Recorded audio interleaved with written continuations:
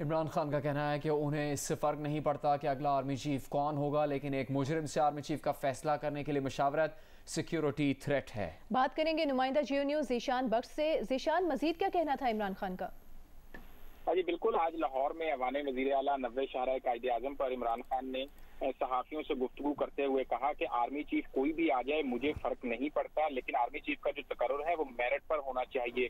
उनका मजीद कहना था कि मौजूदा हुक्मरानों को अपनी करप्शन का डर है, मुझे कोई डर नहीं, साइफर कहीं चोरी नहीं हुआ, साइफर की मास्टर कॉपी जो है वो दफ्तर खारजा में मौजूद है।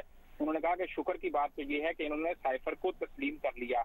इमरान खान ने वाजे किया कि अगर कमेटी जो बनाई गई है साइफर के हवाले से मुझे बुलाती है तो मैं सबसे पहले पूछूंगा कि डोनाल्ड लू ने किसको हटाने का हुक्म दिया।